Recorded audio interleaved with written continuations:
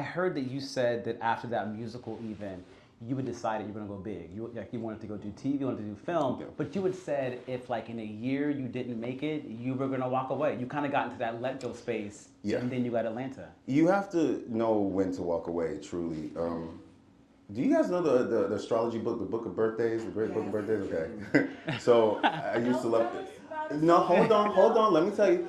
So I'm in Aries, March 31st. Thank you, Aries season. Okay. Thank you. And the Book of Birthdays breaks it down by day. Like, so every day it tells you, and every birthday has a motto to live by.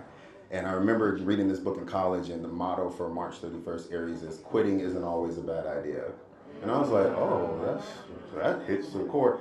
And so that was kind of what I was feeling when I left Book of Mormon. Not so much that I was quitting anything. I just knew that I had to give it, as people say, that good old college go. I was if I really want to break through, I have to go as hard as I possibly can. And if it doesn't happen, I'll be all right. I was like, I'll find something else, but I owe it to myself to go as far as I can.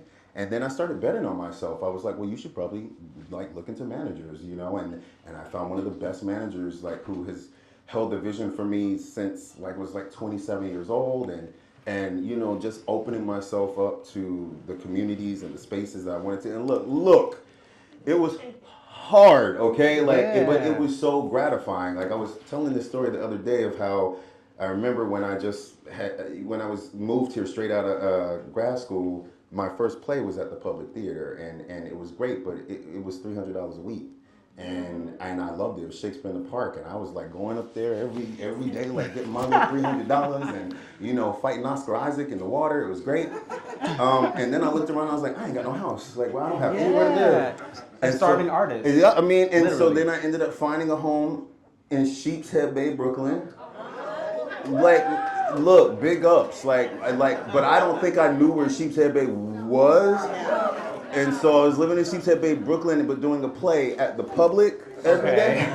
Two worlds, two different worlds. And so like, and I remember having to get up every day, 6 days a week, to walk 25 minutes to the bus because the bus wasn't always running, and then it was the B in the queue, and the B is express only at a certain time. So then you got to get the Q, which is local, and that was when I learned that you go through Avenue A through Avenue Z, and I lived past that.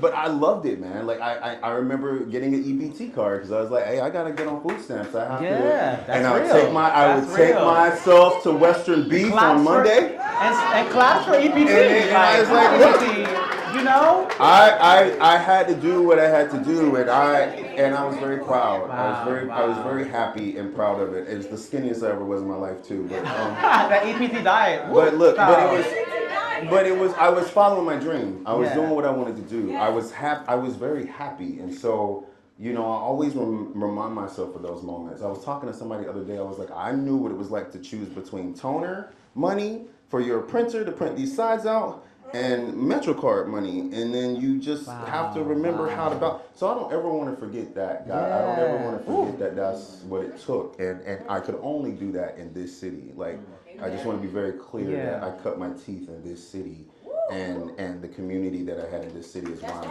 here. Wow.